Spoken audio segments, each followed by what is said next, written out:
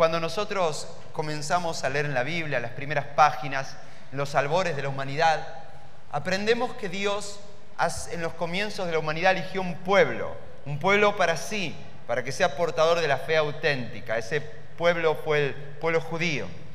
Y Dios no solamente le dio los 10 mandamientos, sino que a ese pueblo le enseñó todo: qué debían comer, cómo debían vestirse, casi todos los aspectos cotidianos de la vida. Dios instruyó a este pueblo. Y curiosamente, entre tantas instrucciones, Dios le instruyó a este pueblo a poder celebrar una serie de fiestas a lo largo del año. Y adivinen cuál es una de esas fiestas: la fiesta de la cosecha. Hasta tiempos de Jesús todavía se celebraba esta gran fiesta de manera multitudinaria. En tiempos de Jesús la fiesta se llamaba la fiesta de Pentecostés. Y usted dirá, ¿qué tiene que ver la palabra Pentecostés con cosecha? Nada, no tiene nada que ver. Pentecostés significa simplemente 5 semanas. ¿Por qué? Porque ellos calculaban la fiesta de la cosecha de una manera muy fácil. 5 semanas después de Pascua viene la fiesta de la cosecha. Así que el autor de esta fiesta es Dios. ¿Y con qué sentido Dios la propuso? Con un sentido muy sencillo: que sea un tiempo en el cual dar gracias a Dios por la salud, por el trabajo y por el fruto del trabajo. Porque no podríamos tener el fruto del trabajo si no tuviéramos trabajo. Y no podríamos tener trabajo si no tuviéramos salud. Y todas estas cosas son un regalo de Dios. Y hoy vemos aquí nuestra iglesia adornada de distintos frutos de la tierra. Pero no son los únicos frutos. Si trabajas en una oficina, si trabajas en una industria, hoy es un buen tiempo para decir: Dios, gracias por tener salud, por tener trabajo y por tener la oportunidad de llevar lo que mi familia necesita todo el tiempo. Ahora, esta fiesta de la vendimia es también una buena ocasión. ¿Para qué? Para comenzar esta nueva serie de mensajes que tiene como título El movimiento de Jesús. De eso vamos a hablar hoy. Un movimiento que Jesús soñó, diseñó y puso en marcha hace muchos años, y que hasta el día de hoy sigue siendo la fuerza más poderosa de este planeta. Un movimiento de hombres y mujeres, un movimiento simple de hombres y mujeres en torno a una sola verdad simple, a un solo hecho que cambió la historia. Es que Jesucristo fue crucificado, fue sepultado, pero al tercer día Él resucitó. Desde un comienzo Jesús intentó contarnos acerca de este sueño. Y Él solía usar las fiestas y los motivos de las fiestas para poder explicarlo. Justamente el primer texto de la Biblia de hoy, Jesús dice lo siguiente en Juan capítulo 4, versículo 35 al 36. Dice así: despierten y miren a su alrededor.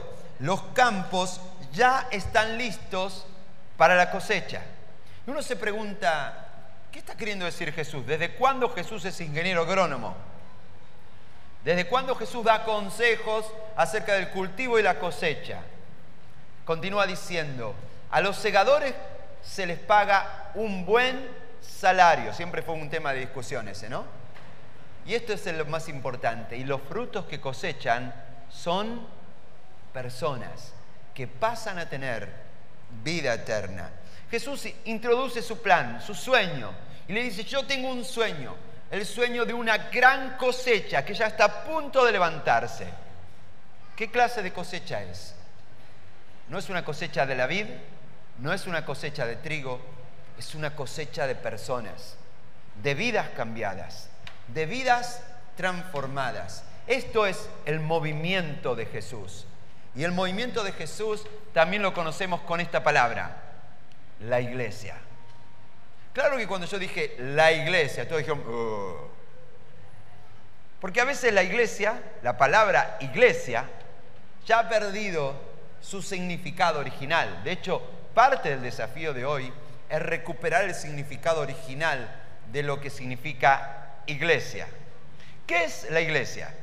Yo tomé el trabajo de hacer una búsqueda en un buscador de internet. Puse la palabra iglesia y pedí que me muestre todas las imágenes que aparezcan.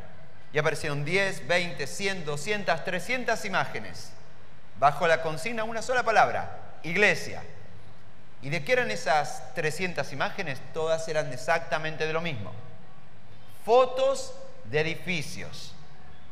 Si alguien que no sabe nada de nada intentara entender qué es una iglesia por medio del buscador de internet, ¿a qué conclusión llegaría? Que la iglesia es un edificio. Ahora, esa es una confusión lamentablemente bastante establecida, incluso entre nosotros en nuestra manera de hablar cotidiana. Escucho a alguien que dice, los domingos voy a la iglesia y los jueves voy a un grupo pequeño. ¿A los jueves no vas a la iglesia? La iglesia son las personas, no el edificio. Sea aquí en nuestro gran salón, o sea en el living de una casa, donde hayan 2 o 3 reunidos en mi nombre, ahí está en la iglesia. Así que deja de decir, el domingo voy a la iglesia y el martes voy a un grupo pequeño. Donde quiera que te encuentres tus hermanos, en el lugar de trabajo, donde sea, en la calle, allí se encuentra la iglesia. Es interesante porque hoy vamos a hacer un viaje al gran día inaugural, al día en que se inauguró la iglesia. Y el día que se inauguró la iglesia, en el Nuevo Testamento, la iglesia no tenía ningún edificio, no tenía Biblias. ¿Se puede ser una iglesia sin Biblias? Sí. De hecho, la iglesia del primer siglo no tuvo Biblias. La iglesia no tenía bancos, no tenía bandas, no tenía un montón de cosas. Sin embargo, nació de una manera dinámica y pujante, como el movimiento que habría de transformar toda una generación. El mensaje de hoy es muy simple. Que nos preguntemos, ¿qué hacemos aquí en este lugar, en este momento? ¿A qué venimos? ¿Qué es la iglesia? Y que desempolvemos ideas confusas y malas imitaciones de qué es la iglesia y nos atrevamos a volver al corazón de Jesús y a entender qué había en su corazón, qué había en su mente y abrazar el sueño de Jesús. Quizás una pregunta con que podemos empezar es preguntándonos, bueno, pero ¿qué significa iglesia entonces? La palabra iglesia viene de una palabra que está en los manuscritos originales del Nuevo Testamento y que en griego, vamos a hablar en griego, ahora vamos a ser sofisticados, se pronuncia eclesia. Diga conmigo, eclesia. Bien, ya sabe hablar griego. Anda, presuma por ahí, yo ya sé hablar griego. Ahora, ¿qué significaba eclesia en tiempos de Jesús? Y te va a sorprender esto. En primer lugar, en tiempos de Jesús, eclesia no tenía nada que ver con religión. ¿Escuchaste lo que dije? No tenía nada que ver con religión. Eclesia significaba literalmente una gran convocatoria, una gran reunión, una gran asamblea de personas. De hecho, era una palabra que se utilizaba muy a menudo y para un montón de motivos comunes y ordinarios. Si en una ciudad, sobre todo en las ciudades griegas, había que tomar una decisión, se convocaba una gran asamblea de los ciudadanos, a una gran eclesía de los ciudadanos. Por lo tanto, la palabra más habitual hoy en día sería simplemente eso, una gran asamblea. Así como en muchos lugares de trabajo se convoca una asamblea de los empleados para discutir algún asunto laboral, así la palabra eclesía era la palabra que se utilizaba para hablar de esto, de una convocatoria, de una asamblea, para lo que sea, para discutir un tema en un ambiente de trabajo, para discutir alguna ley nueva en la ciudad o para lo que sea. Ahora, la pregunta es, ¿cómo una palabra que significaba sencillamente una gran convocatoria de personas terminó siendo lo que dice el buscador de internet, un edificio? Y lo que nosotros muchas veces perpetuamos, porque vuelvo a decir, a veces yo escucho gente decir cosas como estas. El martes, a la hora de la siesta, pasé por ahí, por la Alameda, y la iglesia estaba cerrada. El edificio estaba cerrado. ¿Cómo usted va a cerrar a la gente? La gente no se la puede cerrar. Y sin darnos cuenta, muchos que estamos aquí convivimos todos los días con esta gran confusión. Creemos que la iglesia es un lugar donde ir. y la iglesia no es un lugar donde ir. La iglesia es un movimiento al cual pertenecer. ¿Cómo llegamos a este gran malentendido? Y por algunos temas que tienen que ver con la historia. A los que les gustan la historia lo van a disfrutar. A los que no les gusta la historia lo van a tener que soportar. Pero déjenme decirle una pequeña explicación histórica. ¿Cómo se generó este malentendido? Vamos a ir al año 300 y pico después de Jesucristo. Muy pronto, apenas 300 años de comenzado este movimiento de Jesús, es cuando todo se desmadró. En el año 313, el emperador Constantino hizo algo completamente diferente a los emperadores que lo precedieron. Todos los emperadores que precedieron a Constantino se dedicaron a perseguir y a asesinar cristianos. Pero este cambió de política, decidió hacer, en vez de los cristianos sus enemigos, hacer de los cristianos sus aliados. Y así que se juntó con sus líderes e hicieron un acuerdo. Paréntesis. Cada vez que el movimiento de Jesús hizo un trato con el poder político de turno, siempre fue algo muy terrible y horrible. Cosas feas vinieron a continuación. Y en esa ocasión no fue la diferencia. Aunque parecía todo bueno. La palabra rey en griego, ya que ahora todos sabemos griego, la palabra rey en griego es la palabra basileus. Por eso, si tiene un amigo que se llama Basilio, dígale, ¿qué tal, rey? ¿Cómo andás? El rey de Roma, el emperador de Roma, decidió construirles a estos pobres cristianos que no tenían ni Biblia, ni edificio, ni nada, un edificio como Dios manda. Así que después de 300 años de que los cristianos no tuvieron edificio, Constantino les construye, y sus seguidores, sus que les continuaron, enormes edificios, con toda la misma pompa que tenían los grandes templos paganos anteriores al cristianismo. Estos edificios construidos por el rey, por el Basileus, ¿a qué se imaginan cómo se llaman esos edificios? Basílicas. Ahora dice que bueno, nos construyó un edificio arriba, no tuvimos que poner un mango, no tuvimos que hacer ofrenda de fe, vino todo fácil. Pero todo tiene un precio. Y el precio es que de pronto los cristianos que se ven en un edificio con todo ese lujo de arriba, sin haber hecho ningún esfuerzo, pronto se confundieron y llegaron a creer que eso es la iglesia. Es importante decirlo porque esta comunidad de fe, la Alameda, estamos apenas 25 días de inaugurar un nuevo auditorio, muy grande, muy bonito, así lo queríamos. Pero bueno, prepararnos de la mejor manera, recordando desde ahora, desde la hora cero, que eso no es una iglesia, es una casa grande. ¿Para quién? Para una familia grande. Ahora, pasó algo más que complicó y aumentó la confusión. Y aquí interviene otro personaje de la historia. Este personaje de la historia es un biblista, se llamaba Jerónimo, o como lo conocían los amigos, San Jerónimo. Dice este pobre hombre que hizo de malo.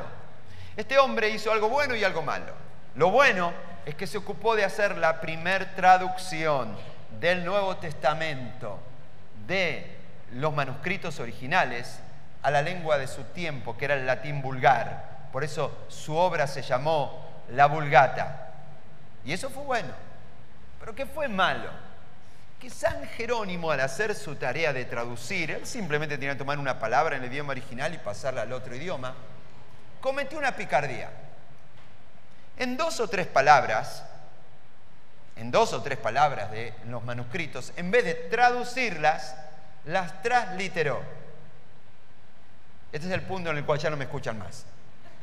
Dice, pastor, no sabemos de qué está hablando, ni qué está haciendo, así que necesito volver otra vez al llano. Vamos a hablar a los hombres, en términos que ustedes entiendan, muchachos. ¿Quién le enseñó a los argentinos a jugar el fútbol? Los ingleses. Los ingleses, cuando vinieron aquí a la Argentina y construyeron los ferrocarriles, donde quiera que construyeran una nueva estación de tren, le enseñaban a los muchachos a patear la pelota. Por eso, todas las palabras que utilizamos para describir el juego de fútbol, ¿en qué idioma están? en inglés. Ahora, dentro de la jerga de fútbol, usted señora que no sabe nada de fútbol, habrá escuchado alguna vez esta palabra, offside. Escuchó a su esposo decir, pero si está en offside. Y usted dirá, ¿qué significa eso? Offside. Bueno, muy bien, vamos a aclarar el malentendido. En realidad, era una palabra que los ingleses la pronunciaban así, offside. ¿Me ponen la plantilla? ¿Sí? Ahí está.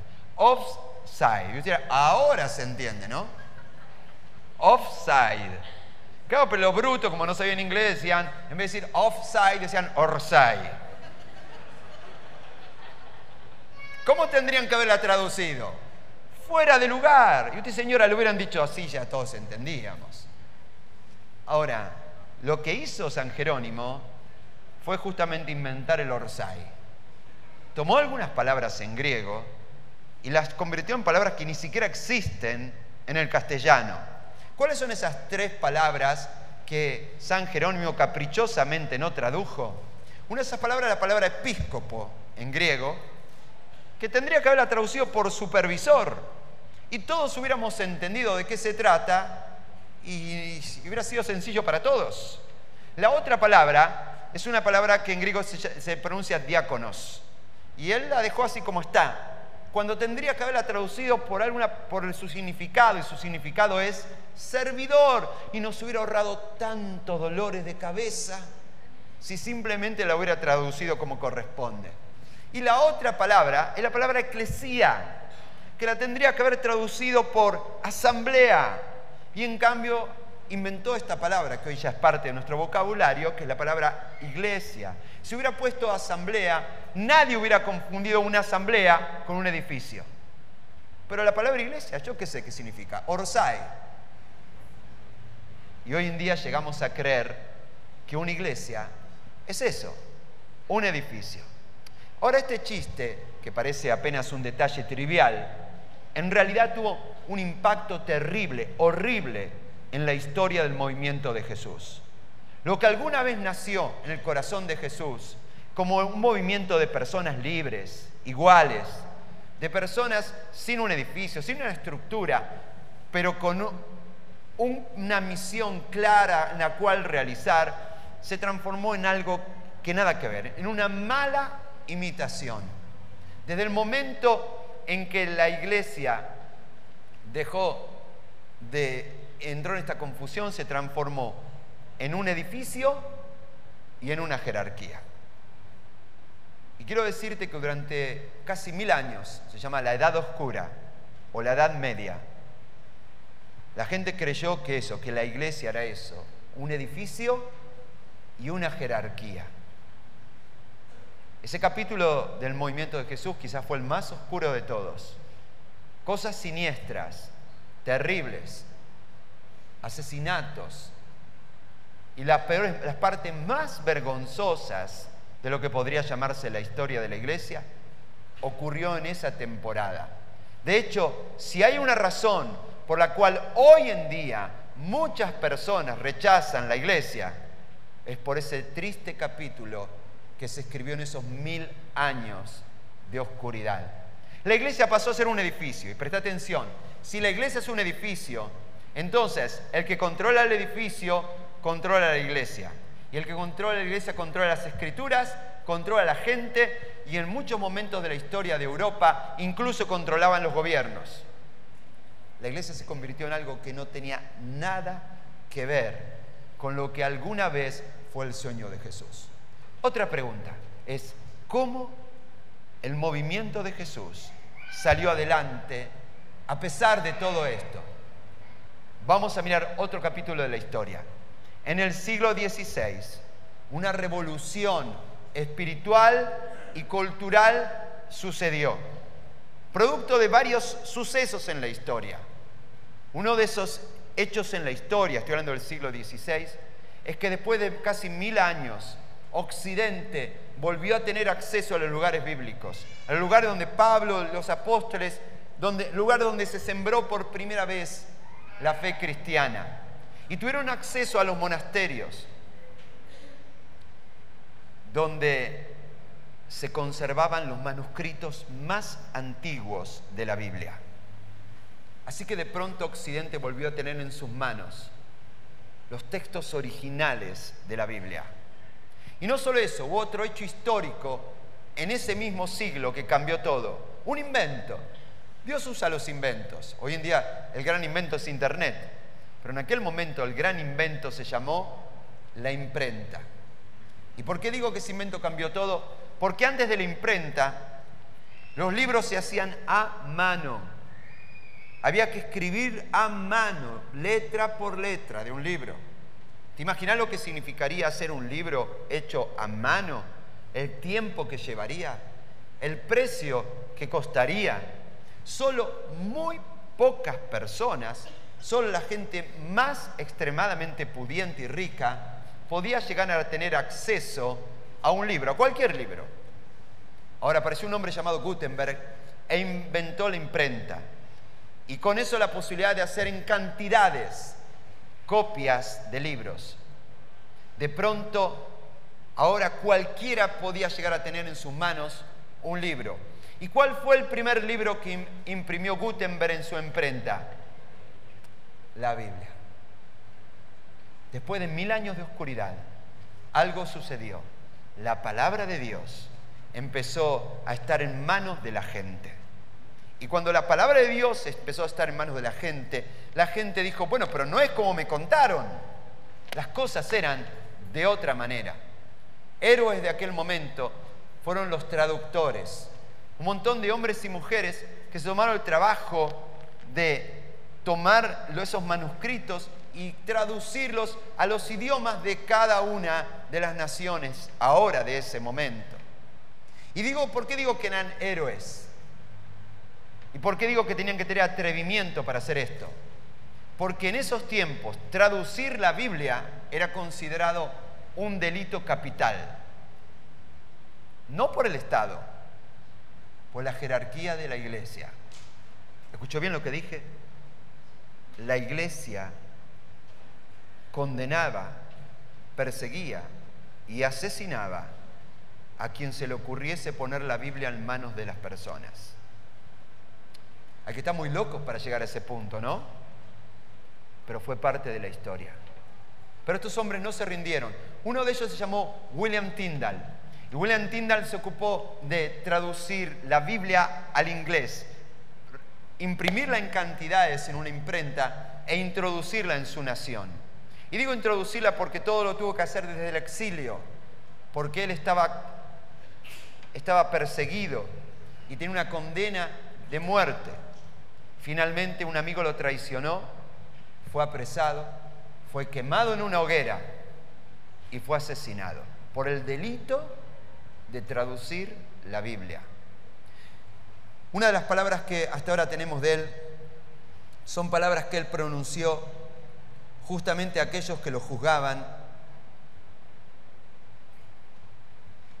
Y él dijo estas palabras: si Dios me conserva la vida, antes que pasen muchos años, haré posible que un muchacho dedicado a arar la tierra conozca mejor las Escrituras que usted.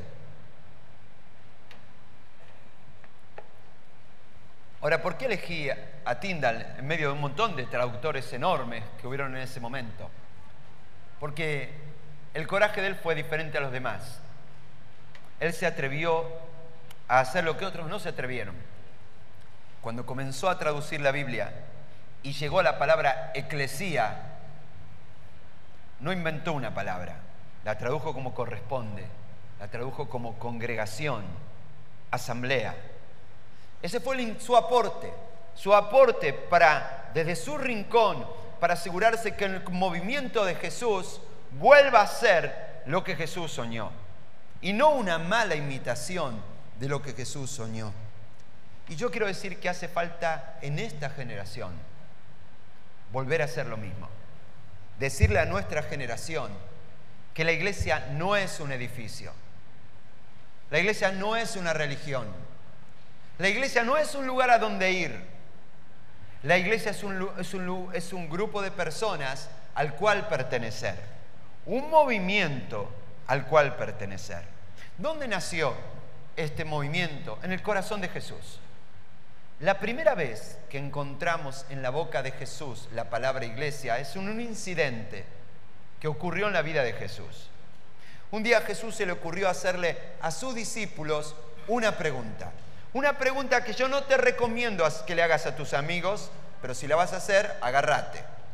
Jesús juntó a sus discípulos y les hizo esta pregunta. Muchachos, con toda honestidad, digan la verdad, no me voy a ofender. ¿Qué dice la gente acerca de mí? ¿Se imagina usted, señora? Llama a sus dos amigas del barrio y dice, chicas, con toda honestidad, no me voy a ofender, no me voy a poner mal. ¿Qué dicen las vecinas acerca de mí? Y eso es una pregunta peligrosa, ¿no? Puedes terminar escuchando cosas que no quería escuchar. Pero Jesús la hizo con toda valentía esta pregunta. ¿Y qué le dijeron sus amigos? Mirá, algunos dicen que sos una reencarnación de este, otros dicen que sos una reencarnación del otro más, otros dicen que tenés una uña encarnada. Todos hablan de alguna encarnación de algún tipo. Y Jesús le dice, bueno, ok, fantástico, no hay problema. Ahora les hago otra pregunta. ¿Quién dicen ustedes que soy yo? Y entre los alumnitos de Jesús había uno que siempre sobresalía. Siempre tenía la respuesta y siempre quería contestar. Es como burro. ¿Se acuerda cuando dice a Shrek? Pregúntame, pregúntame. Pregúntame. Así que cuando Jesús hizo la pregunta, el primero que saltó con la respuesta, usted sabe cómo se llama. ¿Quién era? Pedro. Simón Pedro le respondió, tú eres el Mesías, el Hijo del Dios viviente. Y yo estoy convencido que ni Pedro sabía lo que estaba diciendo. De hecho, Jesús le iba a decir, esto, Pedro, no resulta de una deducción lógica o de un conocimiento que haya venido de tu intelecto. Porque exactamente esta frase es la verdad sobre la cual Jesús iba a construir su gran cosecha, su gran convocatoria. Sobre esta simple verdad, Jesús iba a iniciar la revolución que iba a cambiar la historia de la humanidad. Por eso Jesús le responde, entonces Jesús le dijo, dichoso tú, Simón, hijo de Jonás, porque esto no lo conociste por medios humanos, sino porque te lo reveló mi Padre que está en el cielo. Y yo te digo que tú eres Pedro, y sobre esta piedra, sobre esta declaración que acabas de pronunciar, voy a construir mi eclesía, mi iglesia, mi convocatoria, mi gran asamblea, y ni siquiera el poder de la muerte podrá vencerlo. Y aquí vemos en boca de Jesús por primera vez esta palabra, eclesía. Ahora, volver a recordar, cuando los discípulos escucharon esta palabra, no imaginaban un edificio de ninguna manera, ni una cosa religiosa. Imaginaban simplemente un movimiento de personas. Y Jesús les dice, sobre esta simple declaración, yo voy a poner en marcha la convocatoria más transformadora que la historia de la humanidad ha visto. Una convocatoria de hombres y mujeres. Despierten, la cosecha ya está lista y se trata de personas. Personas que se van a reunir, se van a convocar y van a cambiar la historia. Ni la muerte va a poder detener lo que está a punto de comenzar. Yo imagino que los discípulos lo habrán escuchado a Jesús diciendo, ¿de qué habló? De una convocatoria, de una gran asamblea. ¿De qué estará hablando este hombre? Así que Jesús dejó ese asunto para continuar hablando de él más adelante. De hecho, pasó mucho tiempo. Jesús fue crucificado, fue sepultado y al tercer día él se levantó de entre los muertos. Y la Biblia dice que Jesús permaneció 40 días más con sus discípulos preparándolos para lo que se venía. Y en ese momento volvió a suceder una ocasión para seguir hablando de esto. Dice en este caso en el libro de Hechos de los Apóstoles, en el capítulo 1, en el versículo 6 al 8, que entonces los que estaban reunidos con él le preguntaron: Señor, ¿es ahora cuando vas a restablecer el reino de Israel? Se lo voy a decir en argentino, a ver qué quisieron decir los muchachos. Jesús, ahora que resucitaste, ¿cuándo arrancamos con la campaña Jesús Presidente? Los muchachos no entendían. Jesús tenía planes de levantar una gran cosecha, de generar la convocatoria jamás vista, de poner en marcha el movimiento que iba a transformar no una nación, todas las naciones. Así que cuando Jesús les escucha decir esta clase de preguntas, dijo: bueno, es un buen momento para seguir explicando a los muchachos de qué se trata. No les toca a ustedes conocer la hora ni el momento determinados por la autoridad misma del Padre, les contestó Jesús. Pero cuando venga el Espíritu Santo sobre ustedes, recibirán poder y serán mis testigos. Presta atención, Jesús aquí usa una palabra muy técnica. Esto está a punto de suceder. La gran cosecha está a punto de suceder. La gran asamblea está a punto de ser convocada. Y cuando eso suceda, ustedes van a tener que tener este rol: ser testigos. Un testigo es simplemente una persona que tiene evidencias acerca de un hecho que ha sucedido. ¿Cuál es ese hecho del cual ellos iban a tener que ser testigos? El hecho sencillo de que a Jesús de Nazaret lo asesinaron, lo crucificaron y lo sepultaron, pero al tercer día Él resucitó. Ser testigos de esta simple verdad: Jesús de Nazaret, Él es el Mesías, Él es el Hijo del Dios viviente, a quien ni la muerte pudo retener. Y van a tener que ser testigos, Él les dice, en Jerusalén, ok, aquí estamos, en Judea, bueno, vamos a tener que viajar un poquito, en Samaria, ya no les gustó tanto porque con los samaritanos ser onda, y hasta los confines de la tierra. Ahora, vuelvo a decir, cuando Jesús decía esta clase de cosas, yo me pongo en los zapatos de estos muchachos. Los muchachos no entendían nada. Quiero que pienses por un momento que este grupo de discípulos de Jesús eran personas que en toda su vida nunca se habían movido a más de 300 kilómetros de su aldea natal. Muchos de los que estamos aquí hemos recorrido todo nuestro país en auto. Muchos de los que están aquí han viajado en avión a otros continentes. Pero estos muchachos no se habían movido más de 300 kilómetros en toda su vida de su aldea natal. Y Jesús le dice: ustedes van a llegar hasta el fin del mundo. Sí. ¿Cuándo? ¿De qué manera? Otra vez Jesús debe estar desvariando. Esto no puede suceder. Ahora, esta predicción de Jesús habría de cumplirse solo 2 semanas después. 2 semanas después de que Jesús tuviera esta conversación con sus discípulos, en Jerusalén se celebraba otra vez una fiesta. ¿Qué fiesta se celebraba? Adivine. La fiesta de la cosecha, la fiesta de Pentecostés. 5 semanas después de Pascua, los judíos celebraban Pentecostés. Y era una fiesta muy popular, muy alegre y muy parecida a la vendimia mendocina. ¿Sabe por qué? Porque cuando en Jerusalén se celebraba Pentecostés, venían personas de todas las provincias y de todas las naciones aledañas, peregrinos de todas partes. Así que Jerusalén se llenaba de gente hablando en toda clase de idiomas. Es como pasa en este momento aquí, ¿no? En este fin de semana en Mendoza, que estamos celebrando vendimia. Uno puede recorrer las calles de Mendoza y escuchar a gente hablando en todo tipo de idiomas, gente hablando en cordobés, gente hablando en correntino, gente hablando en francés, en alemán. No sería nada extraño hoy en día encontrarse con personas en las calles de Mendoza hablando casi todos los idiomas del mundo. Así exactamente era la fiesta de Pentecostés, la fiesta de la cosecha en Jerusalén. Ahora, 2 semanas después de esta conversación, mientras la ciudad celebraba Pentecostés, los discípulos estaban orando juntos, unánimes. ¿Y qué ocurrió? Exactamente lo que predijo Jesús. El Espíritu Santo descendió sobre esa gente. ¿Para qué? Para que sean testigos. ¿Y qué ocurrió?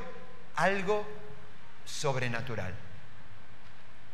Toda esa congregación presente experimentó algo sobrenatural. Todos ellos comenzaron a hablar otros idiomas que jamás en su vida habían aprendido. Justamente los idiomas de todas las personas que estaban visitando la ciudad. Por lo tanto, salieron de ese lugar, comenzaron a recorrer las calles y comenzaron a hablar y decir: Jesús es el Cristo, el Hijo del Dios viviente, en todos los idiomas conocidos. ¿Se imagina si eso sucedería hoy en día? Si en esta reunión hoy pasara eso y saldrían todos ustedes hablando en francés, en inglés, en chino, y saldríamos toda la calle a atajar a la gente que baja del cerro para decirle en 1000 idiomas el hecho que cambió la historia. Sería noticia de los diarios, aunque también podríamos llegar a tener mala prensa también, ¿eh? De hecho, ese día los cristianos tuvieron mala prensa. Algunos titularon todo ese suceso de esta manera: borrachos sueltos. No estoy bromeando. La Biblia dice que cuando ellos salieron a la calle y comenzaron a hablar, se empezaron a juntar cientos y miles de personas. A ver, ¿qué estaba sucediendo? Estaba sucediendo lo que Jesús predijo: una gran cosecha. Estaba sucediendo lo que Jesús les adelantó: una gran convocatoria. Estaba sucediendo la eclesía. Estaba sucediendo el día inaugural del movimiento de Jesús. ¿Pero qué decían los demás vecinos? Carlitos hablando en chino. Ni ahí, Carlitos, ¿qué hablar en chino, Carlitos? ¿Sabes lo que le pasa a Carlitos? Es que Carlitos desde ayer que no para con el chupi. Debe estar borracho diciendo pavadas. Literalmente la Biblia dice eso. Todos dijeron: están borrachos. Ahora, si fue graciosa la acusación contra los cristianos, más graciosa fue el pedido de disculpas de Pedro. ¿Cómo explicó la situación Pedro? Pedro se puso de pie y dijo: no están borrachos. Los cristianos beben moderadamente. Ojalá hubiera sido esa la explicación, pero esa no fue la explicación. ¿Sabe cuál fue la explicación de Pedro? No están borrachos, si son recién las 10 de la mañana. No aclares que oscurece. No se ría, lea la Biblia, es lo que dijo Pedro. Con esa excusa salió a explicar la situación. Pero si son las 10 de la mañana, ¿cómo van a estar borrachos? El asunto es que se había generado una masa de gente. Cada uno decía una versión diferente acerca de lo que estaba sucediendo. Alguien tenía que aclarar el asunto. Así que otra vez, siempre dispuesto, Pedro se paró, quizás subió arriba de un cajón, se paró delante de toda la gente y dijo: buenas noches. Así empiezan todos los predicadores, ¿no? Y ese día él dio la primera predicación de toda la historia cristiana. ¿Y en qué consistía esa predicación?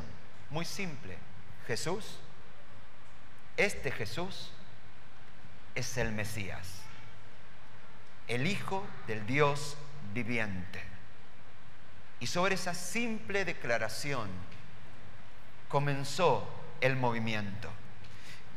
¿Cómo termina ese mensaje? En el verso 36 del capítulo 2 de Hechos dice: por lo tanto, sépalo bien todo Israel, que a este Jesús, a quienes ustedes crucificaron, Dios lo ha hecho Señor y Mesías. Ahora hay que tener coraje para mirar a la gente a los ojos y señalarla con un dedo.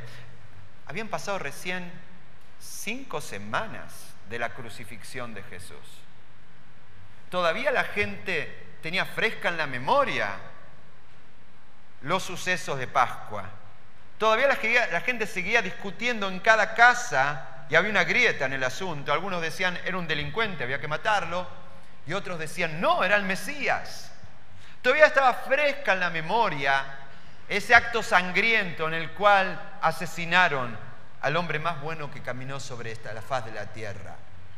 Y Jesús lo mira y le dice, sépalo bien todo Israel, que este Jesús a quienes ustedes crucificaron, Dios lo ha hecho Señor y Mesías. Él es el Cristo, el Hijo del Dios viviente. Lo sepultaron, lo dieron por muerto. Él al tercer día se levantó, de lo cual nosotros somos testigos. Ahora, no era fácil eso. La evidencia estaba allí al alcance de cualquiera. Cualquiera podría ir y tratar de constatar si esto era cierto o no, si la tumba de Jesús estaba o no estaba el cuerpo de Jesús. Lo podrían ir corriendo a constatarlo si querían. Es decir, cualquiera tenía acceso a toda la evidencia. Por lo tanto, decir esto de parte de Pedro requería estar bien seguro de lo que estaba diciendo. Pero Pedro estaba bien seguro. Dios no está muerto. Y porque Dios no está muerto, está aquí. Y porque Dios está aquí, todas las cosas pueden ser diferentes. La iglesia es simplemente esto, un movimiento de hombres y mujeres que no tenemos todas las respuestas. No sabemos cómo pasó lo del Big Bang, no tenemos todas las respuestas, pero sabemos acerca de un hecho que cambió la historia. Y ese hecho de que cambió la historia es que el Hijo de Dios murió en una cruz, fue sepultado, pero al tercer día Él se levantó. Él está vivo, Él está aquí y Él puede cambiar tu historia. Cuando oyeron esto,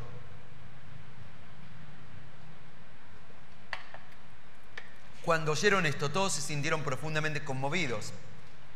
Y le dijeron a Pedro y a otros apóstoles, hermanos, ¿qué debemos hacer? ¿Qué debemos hacer?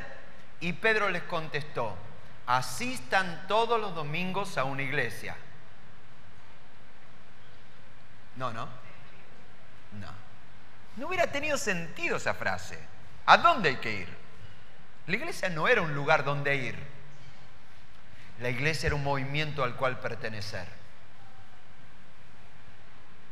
La iglesia era un movimiento alrededor de un simple hecho. Jesús ha resucitado.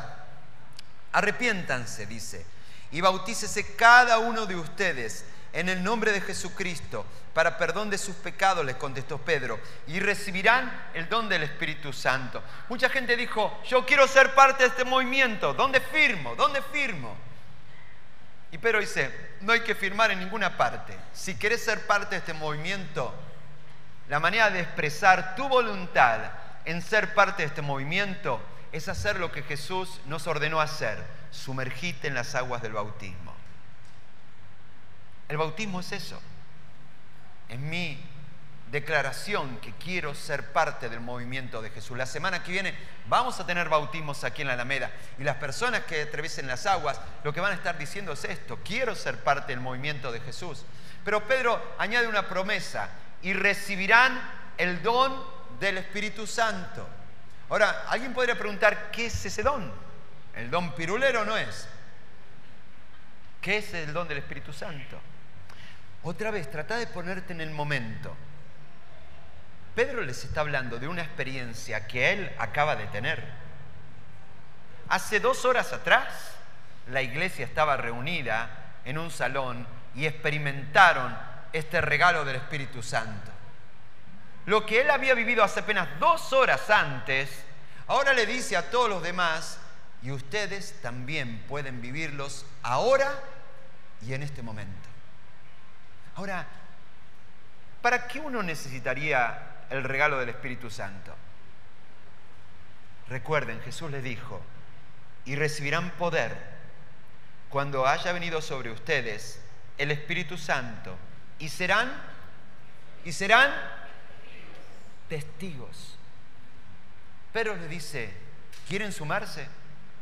¿Quieren salir con nosotros a las calles? ¿Quieren ser también testigos? ¿Quieren ser parte de este movimiento? Bautícense, reciban el don del Espíritu Santo y pónganse a la par nuestra y hagamos esto juntos. No era una invitación a un lugar donde congregarse. No era una invitación a un lugar donde acudir. Era una invitación a ser parte de una comunidad a la cual pertenecer. A un movimiento que nos invita a movernos, a hacer una misión y a cambiar la historia. Y él continúa diciendo, en efecto, la promesa es para ustedes, para sus hijos, para los que están lejos, es decir, para todos aquellos a quienes el Señor nuestro Dios quiera llamar. Y de alguna manera, otra vez, me parece que Pedro está diciendo cosas que ni él mismo llega a entender, pero que evidentemente representan el corazón de Dios. Pedro está diciendo, este movimiento que hoy comienza aquí, no es solamente para esta ciudad, no es solamente para esta nación, no es solamente para esta cultura, es para todas las culturas, para todas las naciones. No es solo para esta generación. Nosotros vamos a morir, pero esto que hoy comienza va a continuar. Es para nuestros hijos, para los hijos de nuestros hijos, para nuestros nietos. Esto que hoy comienza, aunque nosotros muramos, aunque toda esta generación muera, esto ya nadie lo va a detener, porque Jesús dijo que sobre esta piedra Cristo es el Hijo del Dios viviente. Él va a edificar la mayor convocatoria que la humanidad habría de conocer, y ni las puertas de la muerte iban a poder detenerla. Él dice, no es para nosotros, es para los que están lejos, para los extranjeros, para las siguientes generaciones. ¿Y sabes a quién incluía en esto Pedro? A todos los que estamos aquí. Quienes somos todavía parte de este movimiento que inició de manera inaugural aquel día, aquella gran predicación. Y con muchas otras palabras, razones, les exhortaba insistentemente, sálvense de esta generación perversa. Así pues, los que recibieron su mensaje fueron bautizados y aquel día se unieron a la iglesia unas cuantas personas, unas 3.000 personas. ¿Se imaginan lo que es bautizar a 3.000 personas? Yo quedaría con la espalda destruida. Probablemente no nos alcanzó ni un día, más de un día necesitaron para bautizar a toda esta gente. Hay gente que le molesta las iglesias con mucha gente. Ese día te hubieras sentido muy incómodo en ese lugar. Pero Jesús lo soñó así. No como una convocatoria para unos pocos, para una élite. Jesús soñó esta gran cosecha como una gran convocatoria que alcance a todos, a miles de personas. Ese día nació el movimiento de Jesús. Ahora, hoy en día podemos decir que el movimiento de Jesús es la fuerza más poderosa sobre la faz de la tierra. No existe, llámalo organización, movimiento, como quieras, no existe un movimiento con tantas personas, casi en todo país de este planeta, con presencia en casi cada país de este planeta, como es el movimiento de Jesús. Claro, en sus diversas formas.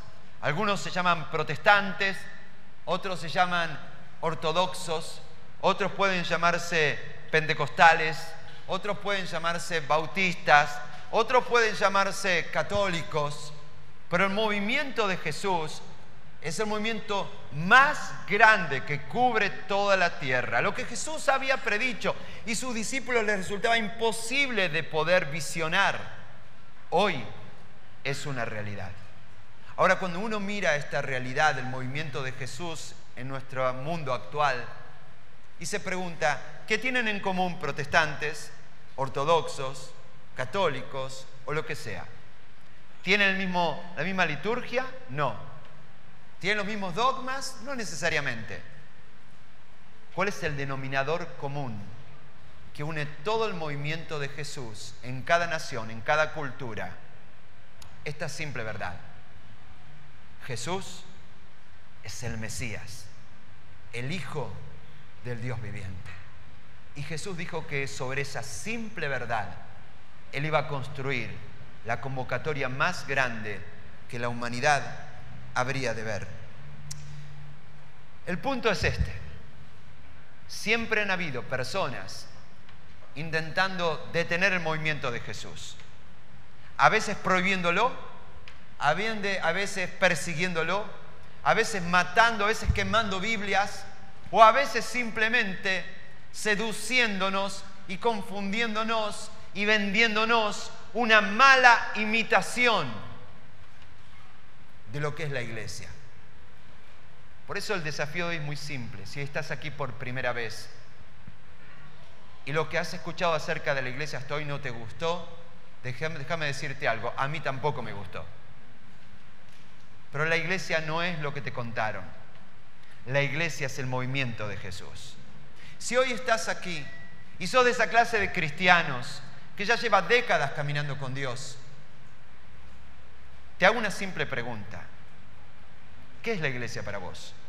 ¿Un lugar donde asistís o un movimiento al cual perteneces?